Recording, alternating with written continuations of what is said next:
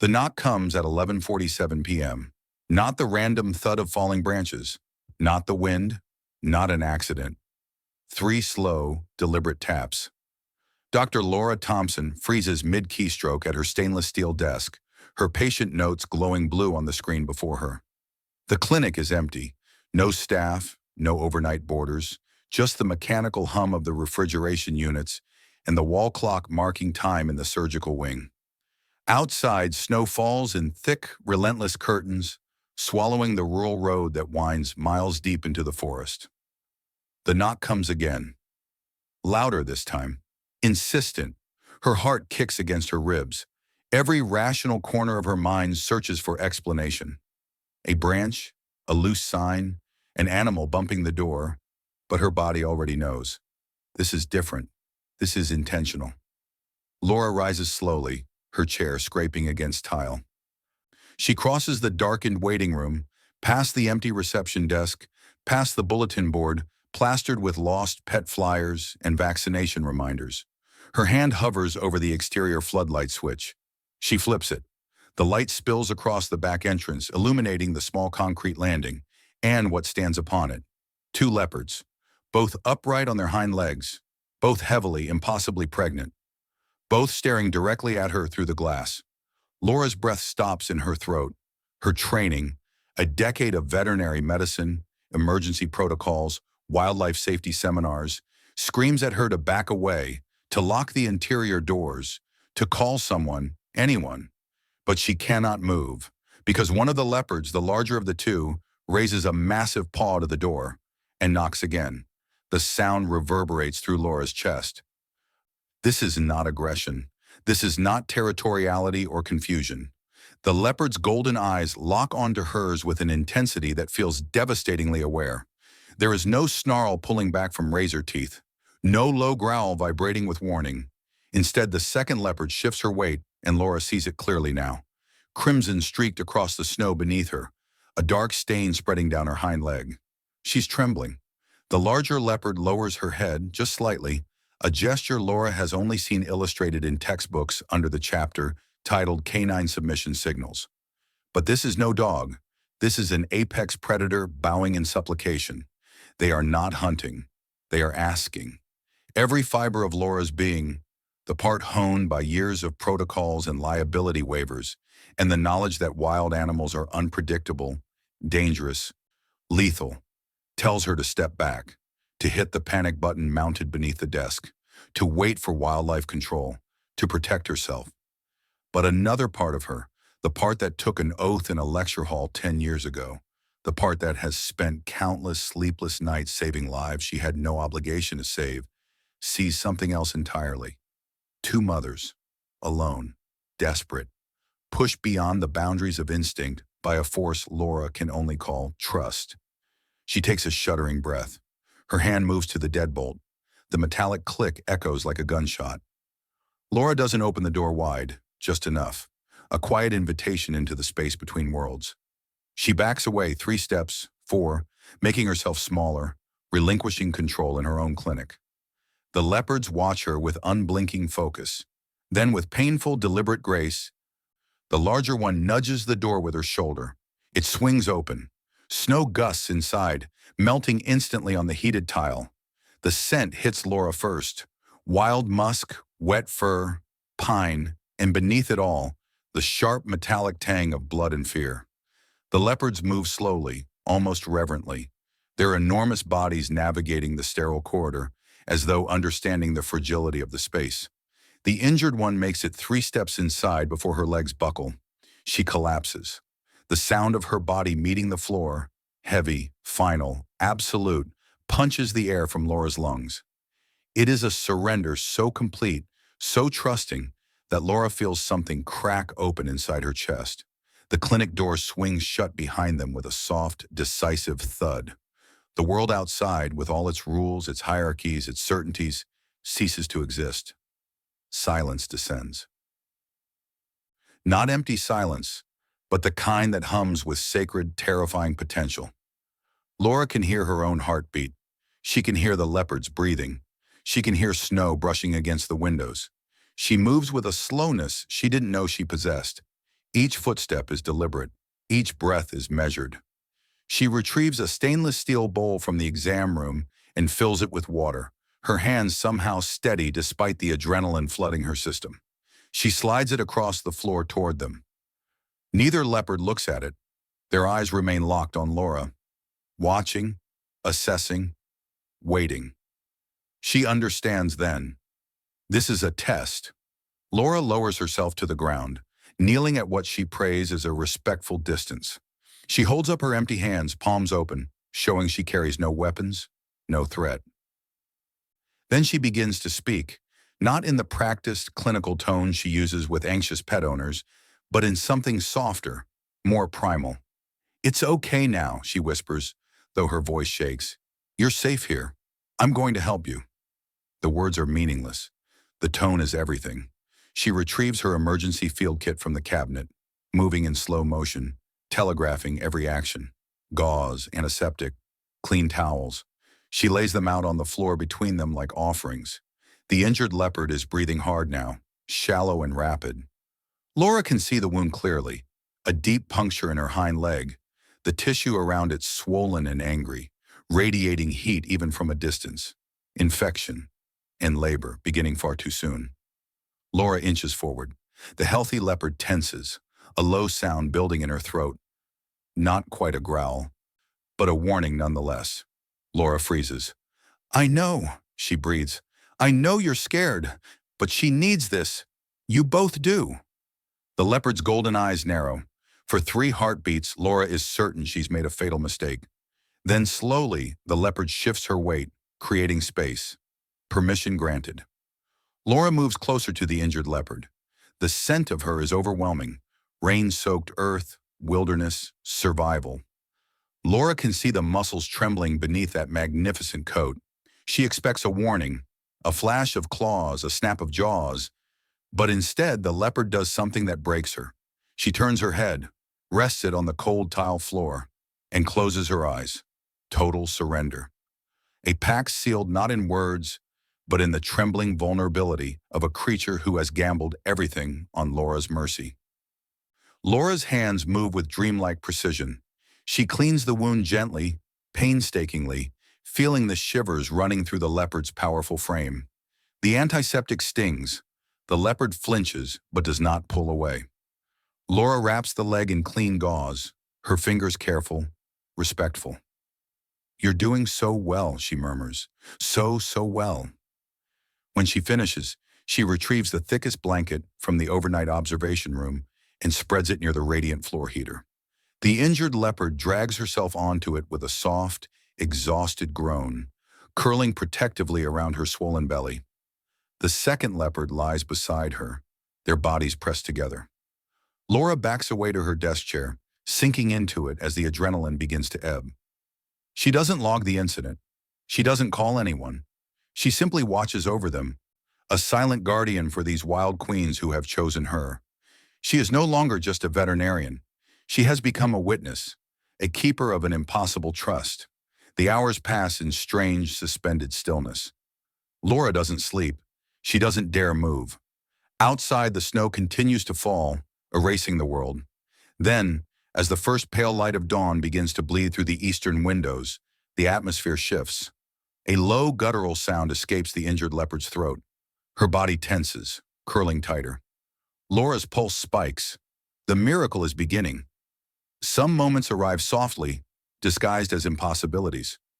For Dr. Laura Thompson began with 3 knocks on a winter night, a sound that would shatter everything she thought she knew about the line between human compassion and wild instinct.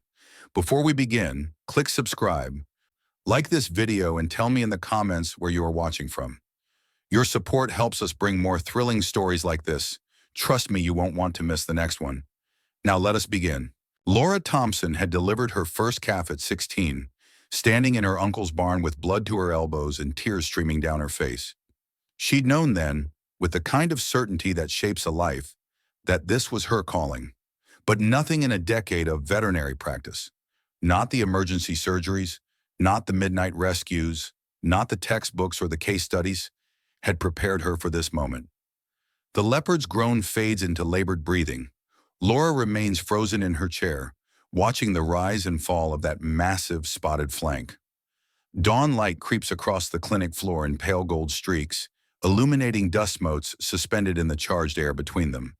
Her mind spirals backward to graduation day, the oath she'd taken with 60 other students, hands raised, voices united.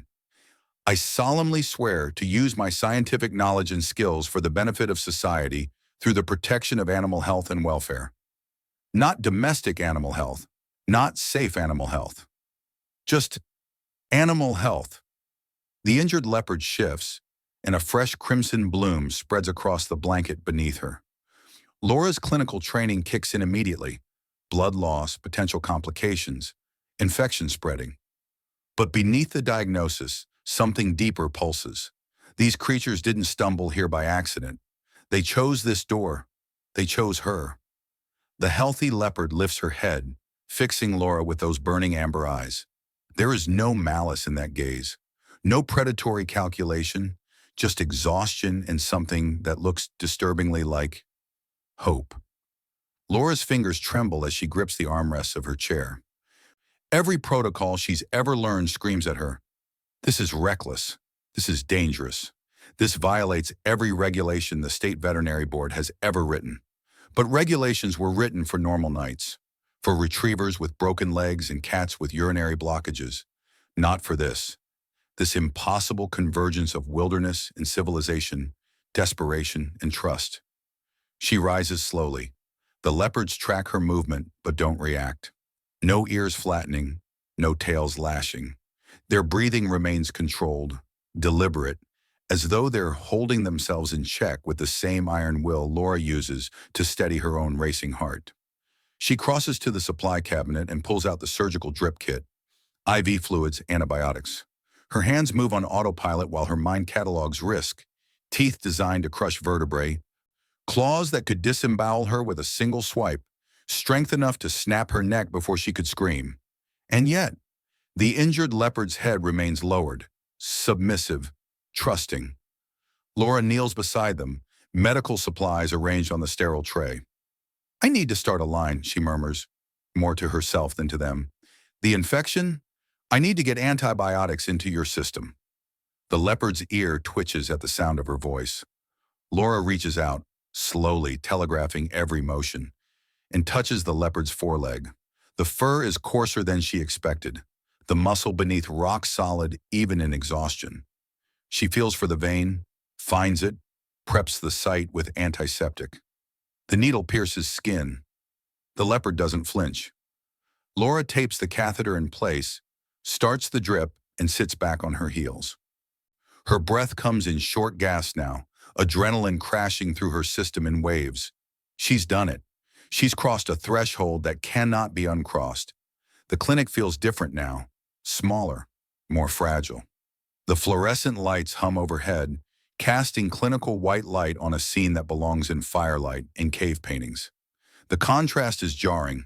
Stainless steel exam tables beside creatures of pure wilderness, antiseptic and musk, order and chaos occupying the same impossible space. The injured leopard's breathing shifts again, deeper, more strained. Another contraction ripples through her swollen belly. The healthy leopard rises to her feet, circling, agitated. Labor is accelerating. Laura's pulse hammers in her throat. She's alone, miles from backup, trapped inside her own clinic with two apex predators and a birth that could go catastrophically wrong at any moment. The realization settles over her like a weight. There is no going back. Whatever happens next, we're in this together. Outside, snow continues to fall, sealing them away from the world. Inside, three hearts beat in the darkness between species. And in the east, dawn breaks. Indifferent, inevitable, illuminating everything. The surgical suite is 15 feet away. It might as well be 15 miles. Laura rises carefully, every joint locked, every muscle screaming awareness. The injured leopard's breathing has become shallow, rapid. The IV drip ticks steadily, but it's not enough. Not for what's coming. She needs proper light, proper instruments, and a sterile field. She needs to move them. Come on, Laura whispers, her voice barely audible over the hum of the building. She takes a single step backward toward the hallway. This way, I can help you better there. The healthy leopard's ears swivel toward the sound. Her golden eyes narrow, calculating. Laura holds her breath, extends one hand slowly, palm out, non-threatening, and gestures toward the open doorway where fluorescent light spills into the dim waiting room. For 3 heartbeats, nothing moves. Then the healthy leopard rises, powerful haunches bunching beneath her. She takes 1 step, 2, following Laura's retreat with the deliberate caution of something that has survived by trusting nothing. The injured leopard groans, a low sound of pure exhaustion, but pushes herself up on trembling legs. The IV pole rattles as Laura wheels it alongside them, maintaining distance, moving in sync like some strange improvised dance. The scent intensifies in the narrow hallway. Wet fur and wild musk mixing with the sharp bite of antiseptic and the metallic sweetness of blood. Laura's clinic has always smelled like disinfectant and kibble, the safe odors of domesticity. Now it smells like a forest after rain, like something primal and ancient has been dragged across the threshold of the modern world. They enter the surgical suite. The space is small, efficient, designed for dogs and cats, not creatures who could span the width of the exam table with their bodies alone. The leopards fill it entirely, their presence making the stainless steel and tile seem suddenly fragile, temporary. Laura positions herself at the supply counter, pulling on latex gloves with hands that want to shake but don't. The healthy leopard stationed herself at the door, blocking the exit, watching, every muscle coiled, every sense attuned to Laura's smallest movement. She's the guardian, Laura realizes, the sentinel. If I hurt her companion, she'll end me before I can draw a breath to scream. The injured leopard collapses onto the rubberized floor mat with a heavy thud. Her wounded leg extends at an awkward angle, the gauze Laura applied earlier already soaked through with seepage. The infection is worse than she'd thought, the tissue swollen, hot to the touch even from a distance. Laura kneels, her medical tray arranged beside her. Scalpel, forceps, irrigation solution, sutures. She's done this 1,000 times with sedated animals, their bodies slack and trusting under anesthesia. This is nothing like that. I need to clean this properly, Laura says, her tone low, rhythmic, hypnotic. It's going to hurt. I'm sorry, but if I don't, the infection will spread. She uncaps the saline irrigation bottle. The leopard's breathing hitches as Laura gently lifts the wounded leg. Beneath her gloved fingers, she feels muscle trembling, not from weakness, but from the monumental effort of restraint. This creature could tear her throat out in a heartbeat. Instead, she holds perfectly still. Laura begins to irrigate the wound. Clear fluid streams through the inflamed tissue, flushing out debris and infection. The leopard's body goes rigid. A low guttural sound builds in her throat. Not a growl, but pain vocalized, raw and honest. I know, Laura breathes. I know. Almost done. She works quickly, debriding dead tissue with the precision of a decade's practice. Sweat beads on her temples. Her hands move in the steady rhythm of her training, but her heart pounds against her ribs like something trying to escape. The healthy leopard shifts, a warning rumble reverberating through the small space. Laura freezes. It's okay, she whispers, not daring to look away from her work. I'm helping, I promise. The rumble subsides. Laura finishes cleaning, applies antibiotic ointment, and begins to wrap the leg in fresh gauze. Her fingers brush against spotted fur with each pass of the bandage. Warm, coarse, alive. So impossibly alive. Then the injured leopard does something that stops Laura's heart. She turns her great head toward Laura. Those amber eyes, glazed with pain and exhaustion, lock onto hers with devastating clarity, and slowly, deliberately, the leopard lowers her massive skull to the floor. Her eyes close. Total surrender. Not the unconscious collapse of shock. Not the frozen immobility of terror. But a choice. Conscious. Intentional. Trusting. Laura's breath catches. Her hands still mid-wrap. This isn't instinct. This isn't conditioning or domestication or confusion. This is a wild creature. An apex predator, making a calculated gamble that Laura will honor the vulnerability being offered.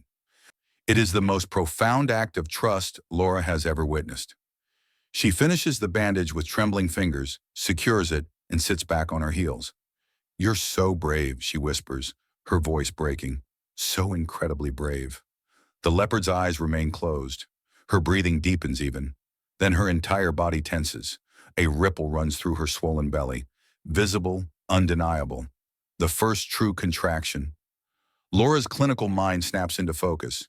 Here we go. The miracle has begun. The shift happened without warning.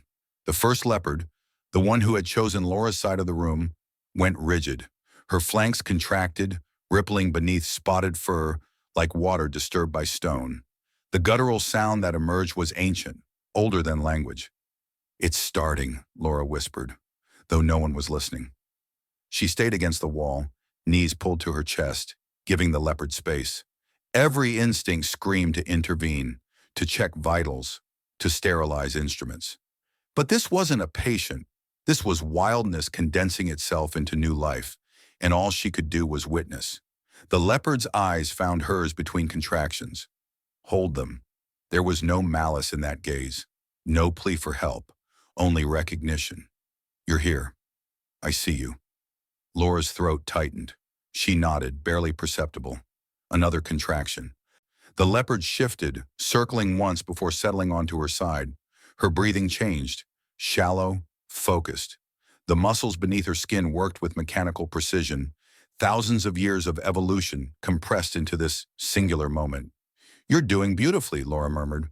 The words felt inadequate, human, too small. The first cub emerged in a rush of fluid and membrane. The mother turned immediately, tearing the sac with practiced efficiency. A tiny mule pierced the fluorescent hum, reedy, insistent, alive. Laura's vision blurred. The second cub followed minutes later, smaller but equally vocal. Two perfect beings, damp and squirming, already rooting toward warmth. The mother began cleaning them with long, methodical strokes of her tongue, her entire body curled protectively around them. Across the room, the second leopard stood abruptly. Her legs trembled. She paced 3 steps, stopped, looked back at the newborns with something that looked impossibly like longing or dread. "It's okay," Laura said softly, though she didn't know if it was. "Your turn will come." The leopard's ears flattened.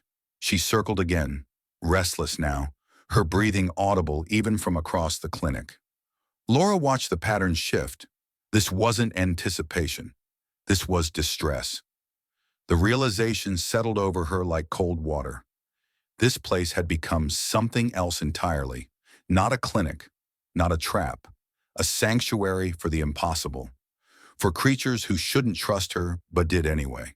For life asserting itself in the most unlikely of spaces. A tear slipped down Laura's cheek, then another. She didn't wipe them away. The first leopard glanced up from her cubs, met Laura's eyes once more. Something passed between them. Acknowledgement, perhaps. Gratitude. Or simply the recognition that they had both survived something together. The second leopard made a sound Laura had never heard before. Low, broken, desperate. Then she collapsed. Her body hit the tile with a sickening thud, legs splaying awkwardly, flanks heaving. Laura scrambled to her feet, every medical instinct roaring back to life. But she couldn't move forward. The first leopard was watching her, cubs pressed against her belly, eyes burning with warning. Not yet. Laura forced herself to look clinically. The second leopard's abdomen was distended, the fur matted with something dark and wet. Not amniotic fluid, blood, and beneath it, the telltale heat shimmer of infection. "Jesus," she breathed. The leopard's breathing had gone shallow, rapid. Her pupils were dilated, unfocused. Labor was starting. Laura could see the contractions beginning, but the body was failing. Sepsis, maybe. Internal bleeding. Without intervention, both mother and cub would die within the hour. Laura stood slowly, hands visible, non-threatening. The first leopard watched from her corner, cubs mewling softly against her belly. A low rumble built in her chest, not quite a growl, a warning. "I have to help her," Laura said quietly. "You know that." The rumble continued. Laura took one step forward, The leopard didn't move. Another step. Laura's heart hammered against her ribs. She was crossing into range now. One leap, and it would be over. But the infected leopard was dying, and there was no time for fear. She reached her supply cabinet, hands trembling as she drew up the sedative. Ketamine and medetomidine. Enough to drop 200 pounds of apex predator. Enough to stop a heart if she miscalculated. The first leopard's eyes tracked her every movement. Laura knelt beside the dying animal, found the muscle and pushed the needle home. The leopard's eyes rolled back. Her body went slack. Laura worked. Her hands moved on autopilot. Incision, clamps, suction. The infection was worse than she'd thought. Pus and necrotic tissue webbed throughout the uterine wall. She cleared it as fast as she dared, searching for the cub through the mess. There. She pulled it free in a flood of contaminated fluid. Tiny, gray, not breathing. No, no, no, no. Laura cleared the airway, her fingers impossibly large against the fragile rib cage. She pressed, released, pressed again. Counted compressions in her head while her vision tunneled. The fluorescent light seemed impossibly bright. Breathe. She bent close, covered the cub's nose and mouth with her own, exhaled the smallest breath. Nothing. Again. The cub convulsed, sucked in air, mewled, a sound so faint Laura almost missed it. She clutched it to her chest, laughing or sobbing. She couldn't tell which. Behind her, the mother leopard's chest rose and fell, steady under anesthesia. Alive. Laura's legs gave out. She slid down the cabinet, cub cradled against her, and let the exhaustion take her. The last thing she saw was the first leopard. Still watching, still deciding. Laura woke to silence. Not the absence of sound. The clinic still hummed with electricity, still ticked with the settling of old pipes, but the cessation of the crisis. She was slumped against the cabinet, back aching, the cub still warm against her chest. Both leopards were awake. Her breath caught. She'd forgotten to move away, forgotten to create distance while they were sedated. Now she was cornered, exposed, cradling one of their young while they were sitting. The first leopard remained with her two cubs, who nursed contentedly at her belly. The second had risen, unsteady but upright, and moved to where Laura had placed her single cub on a warming blanket. She'd curled around it protectively, tongue rasping gently over its damp fur. Neither leopard was looking at Laura with hunger or rage. They were simply watching. Laura swallowed. Slowly, so slowly her muscles screamed. She shifted position, extended her legs. The movement drew both sets of eyes, but neither animal tensed. "I should check your incision," Laura whispered to the second leopard. "Make sure it's holding." The leopard blinked once, didn't move as Laura approached on her knees, hands visible, movements telegraphed. Laura examined the sutures by touch, feeling for heat, for the give of separation. They held. The infection was draining properly. "You're going to be okay," she murmured. Something touched her wrist. Laura froze. The first leopard had crossed the room without sound, moving with that liquid grace unique to cats. Now she stood beside Laura, and her paw, the back of it, claws retracted, rested against Laura's skin. The touch was deliberate, gentle, impossibly careful. Laura's throat closed. This wasn't gratitude. That was too human a word. This was an acknowledgement, recognition. The same intelligence that had understood the locked door, that had chosen to stay rather than flee, was now choosing this. "I see you too," Laura whispered. The leopard held her gaze for a long moment, then returned to her cubs. Both mothers settled with their young bodies relaxed, breathing even. The clinic had transformed from examination room to den, and Laura was no longer the intruder. She was packed. Pride. Whatever word existed for the thing that protected the vulnerable. Dawn light crept through the windows, gray and hesitant, and with it, the distant wail of sirens. Laura's stomach dropped. The police, animal control. Someone had finally noticed the forced door, the darkness, the absence of explanation. They would come with guns and cages, with protocols designed for threats, not miracles. She looked at the leopards, at the four impossibly fragile lives they'd created together in this fluorescent-lit sanctuary. "They can't find you here," she said quietly. The leopards watched her with ancient, knowing eyes. They already understood. The sirens grew louder. Laura stood at the back door, hand on the deadbolt. Through the front windows, she could see the flash of red and blue painting the parking lot. Voices carried on the morning air, authoritative, organized, closing in. She knew what would happen. The leopards would be tranquilized, tagged, relocated. The cubs were taken for observation. Protocols existed for situations like this, procedures designed by people who'd never locked eyes with wildness and seen themselves reflected back. They'd call it rescue. Her hand trembled on the lock. This was insane. These were apex predators, dangerous, unpredictable. Every shred of her training screamed that containing them was the only rational choice, the safe choice. But safety had never been the point. Laura threw the deadbolt. The sound echoed through the clinic like a gunshot. Both leopards' heads snapped toward her. She met their gaze, then deliberately stepped away from the opening, pressed herself against the wall, making the path clear. "Go," she whispered. "Before they—" The first leopard was already moving. She gathered one cub in her jaws, so carefully Laura's heart ached, and padded toward the door.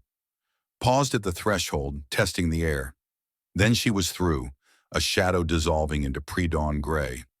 She returned for the second cub 30 seconds later, moved with the same unhurried grace, as if men with guns weren't shouting in the parking lot, as if she had all the time in the world. The second leopard rose more slowly. Her surgery was fresh, her movements careful. But she lifted her single cub and followed, limping slightly, dignity intact despite the pain. Laura watched them cross the overgrown lot behind the clinic, watched them reach the tree line where wilderness pressed against civilization's edge. They stopped. Both turned, cubs dangling from their jaws, and looked back. Not with gratitude, that was still too human. With recognition, the acknowledgement that something had passed between them that had no name in any language, something that existed in the space between species where trust was earned through presence rather than dominance. Laura raised her hand, a small gesture. Goodbye, or thank you, or simply I witnessed you. The forest swallowed them. One moment they were there, solid, real, impossible. The next, only shadows and morning mist remained. The front door burst open behind her. "Ma'am, step away from—" But Laura was smiling through tears, staring at the empty tree line, feeling more certain of any choice she'd ever made. The headlines called her reckless, negligent, a veterinarian who'd endangered public safety by releasing predators into populated areas. Laura sat through the interviews with Wildlife Services, the Professional Review Board, and the insurance investigators. She answered their questions with clinical precision, omitting only the parts that mattered. The eye contact, the touch, the moment of choice that had felt less like a decision and more like inevitability. "You understand these animals could have killed you," the board chair said, not unkindly. Laura nodded. She understood. They suspended her license pending further review. Temporary, they assured her. Just until the investigation concluded. She stopped sleeping well, started second-guessing everything. Had she really seen intelligence in those eyes? Or had exhaustion and adrenaline created meaning where none existed? Had the touch been deliberate or simply accident? Memory was fallible. Minds created narratives to justify their choices. Maybe she'd imagined all of it. The isolation was worse than the scrutiny. Colleagues who'd once sought her expertise now avoided her calls. The clinic remained closed, yellow tape still across the door like a scar. Weeks bled into each other, gray and cold.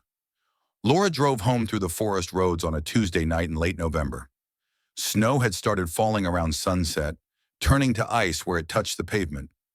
She should have stayed in town, should have waited until morning, but the empty apartment felt suffocating, and the roads were familiar enough. Her headlights carved tunnels through the darkness, trees pressed close on either side, branches heavy with snow. She didn't see the ice patch until she was on it. The car spun, a sickening rotation that seemed to last forever and no time at all. She yanked the wheel, overcorrected, felt the tires lose purchase completely. The guardrail appeared in her headlights for one crystalline instant. Then nothing but falling. The impact drove the air from her lungs. Metal shrieked. Glass shattered. The world inverted, righted itself, inverted again. Laura's head cracked against something hard. When the car finally stopped moving, it was on its side, wedged against trees 30 feet down the ravine. Steam hissed from the broken radiator. One headlight still functioned, pointing uselessly at the sky. Laura couldn't move her left leg, couldn't reach her phone, couldn't do anything but breathe shallowly and watch her breath fog in the freezing air. The cold crept in slowly, then all at once. Her vision grayed at the edges. She thought about the leopards, wondered if they'd survived, if the cubs were thriving somewhere in the deep forest where humans couldn't follow. Footsteps crunched through snow above her. Multiple sets. Approaching. Laura's eyes drifted closed.